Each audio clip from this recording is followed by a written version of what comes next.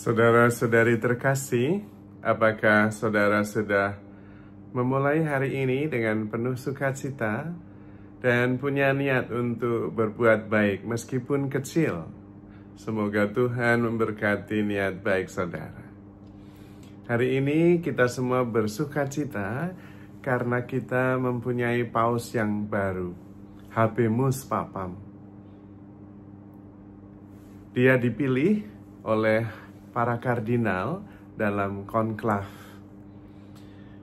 Pemilihan paus itu pertama-tama adalah penegasan roh atau disebut dengan discernment, yang juga disebut dengan communal discernment, penegasan bersama akan kehendak Allah dalam Roh Kudus.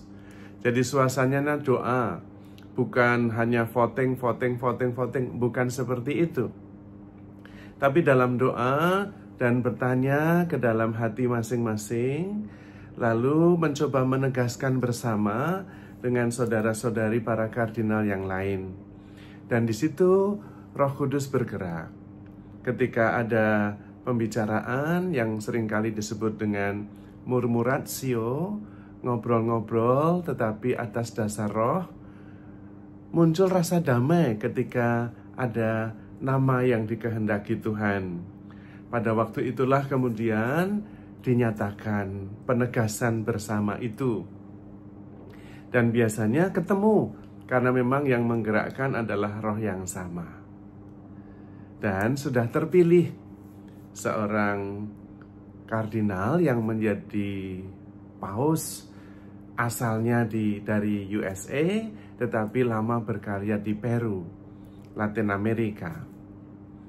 Dan dia menggunakan nama Paus Leo ke-14.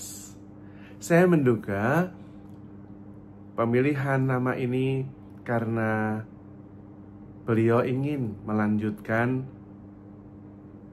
karya gereja, terutama berkaitan dengan pengaruhnya terhadap sosial dan politik. Karena dulu Paus Leo ke-12 memunculkan Rerum Novarum, pembaharuan masyarakat dan gereja, dan ini saya menduga dilanjutkan paling tidak namanya. Dan kalau lihat dari pidatonya yang pertama, dia ingin sekali gereja menjadi harapan. Harapan apa? Harapan akan kedamaian. Gereja membawa damai. Bukan mulai dari luar gereja, tetapi contoh bahwa gereja adalah kehadiran damai Tuhan sendiri. Sebagaimana kata pertama yang muncul sesudah Yesus bangkit, damai bagimu. Harapannya gereja akan menjadi damai. Maka mari Anda yang percaya kepada Tuhan Yesus membawa damai kemana-mana. Yang tidak percaya pun juga membawa damai kemana-mana. Sehingga kita hidup lebih damai di dalam dunia yang sekarang ini ada banyak gejolak. Ada perang di sana, ada krisis ekonomi, ada perang ekonomi juga. Mari kita membawa damai, membawa harapan. Itu pesannya. Karena itu kita perlu berdoa bagi Bapa Suci yang baru ini. Karena ia naik tahta itu bukan supaya berkuasa, tetapi supaya bisa melayani.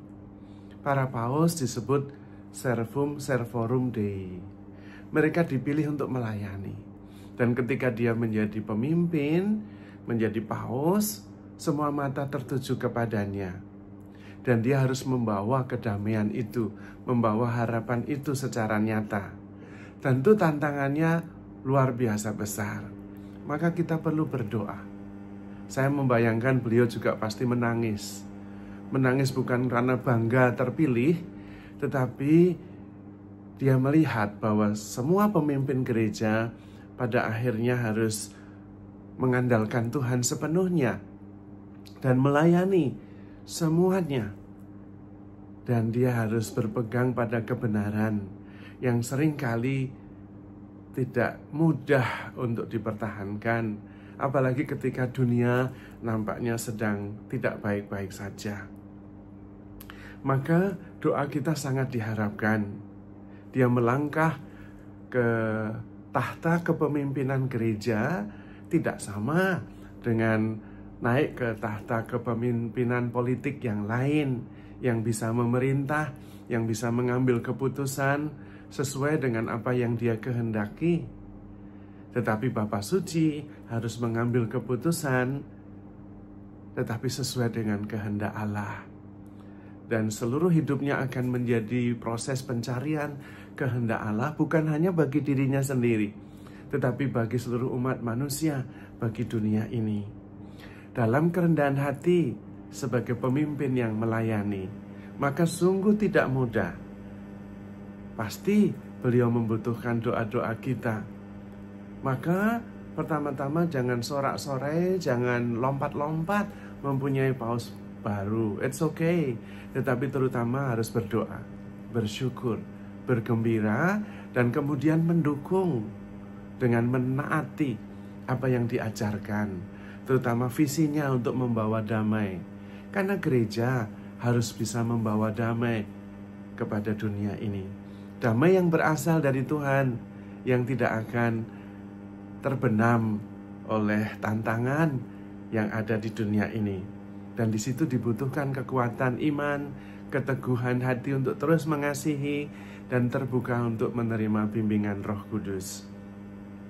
Beliau mengatakan bahwa gereja harus menjadi seperti tempat yang terbuka, yang bisa menampung siapa saja dalam kasih.